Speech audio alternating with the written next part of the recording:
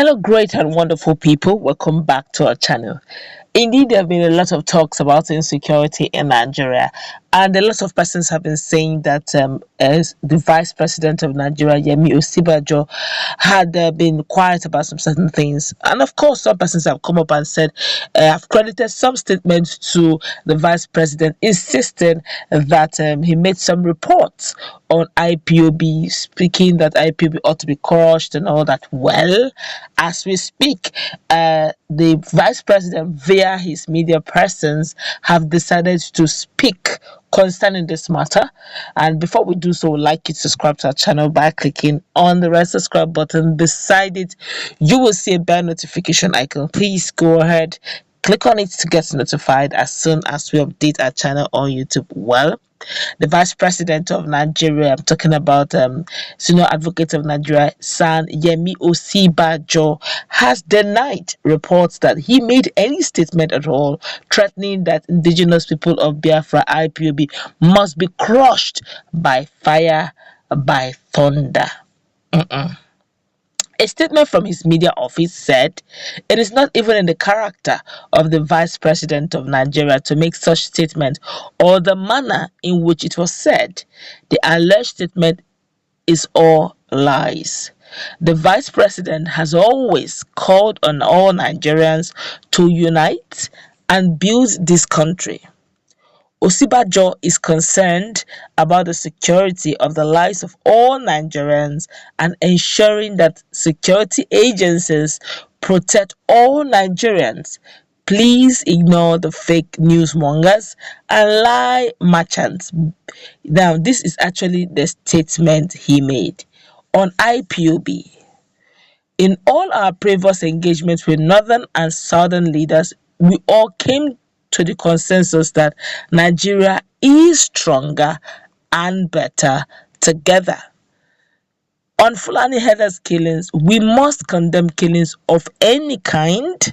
It doesn't matter whether these killings are by herdsmen killing villagers or whether it is villagers who in one way or the other have killed others, including herdsmen.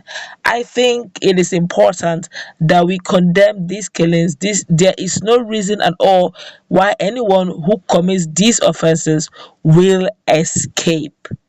Nigeria is safe," he concludes. Now, let's look at this analogy very critically, very quickly. The one that was credited to him, and secondly, the one he debunked.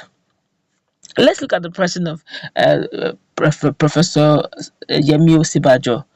Look at his antecedent and look at the now, and compare it with the statement they accredited to him. We all know that one of the things I give it to him as a thumb up always. He doesn't come out and say things. In fact, you rather not hear him, talk negatively about any tribe. That one I give it to him. A lot of persons have been saying a lot about Professor Yemi Osinbajo as the present Vice President of Nigeria. They've said a lot about him, but one of his greatest strengths is that he never talks down on any tribe, to the point that even northerners like him. He's a Christian, not just a Christian, he's a pastor, not just a pastor, but a pastor of a renowned church, the Redeemed Christian Church of God. You will never hear him condemn any tribe. Sometimes, if you don't even know his name, you may think he's from there. At some point, it was credited to him that he even sees the president as his father. That's to tell you how close, even though the president is not even a pastor and is not even from his religion, but yet they relate, not even from his region as well, but they relate so well. All right, now, looking at that statement, I have never, as a person, following Yemi Osinbajo for a while now, I have never heard him at any point in time, condemn any tribe. Okay, you see, you keep seeing him, trying to make peace. Those are his strengths, and he has his own weaknesses. Everyone has a weakness, but those are his strengths. He doesn't.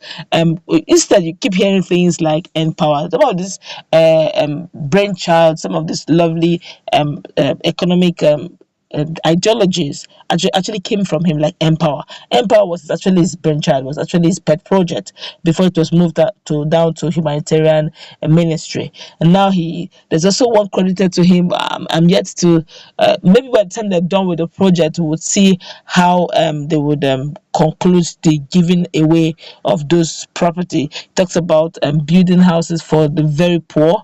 Okay, that's about 300 houses in 36 states of the country, or depending on how many states that would volunteer their lands. Yes, it's actually creditworthy.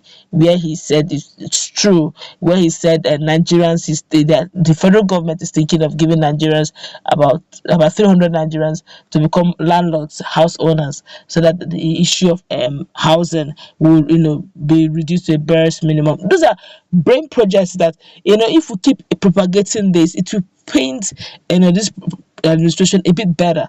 But the truth is, there's so much insecurity that some of the brainchild, some of his pet project just comes into the media and dies off because there are behavior and weightier matter on the block. One is talking about economic growth. Insecurity is eating deep into the economy. Insecurity is biting everyone. Nobody's even seeing some of this, nice works he's doing. A typical example is this artisan money he gave, funds he gave for artisans and those who are doing. A lot of them from time to time they keep on, from his office, keeps on rolling some of these economic ideologies. Very nice, but the challenge is Nigeria already is so tense, it's very fragile, so nobody gets to see some of these things he does. All right, nobody gets to talk about it because right now, well, although there's still other issues, we also need to look at. Although he has done a lot of nice projects, but Nigerians are still looking into the issue of accountability, like this issue of giving out funds of economic funds for Nigerians. Nigerians are yet to find out how many Nigerians were given. Those reports were not made public, like the houses, real estate they're trying to give to the poor.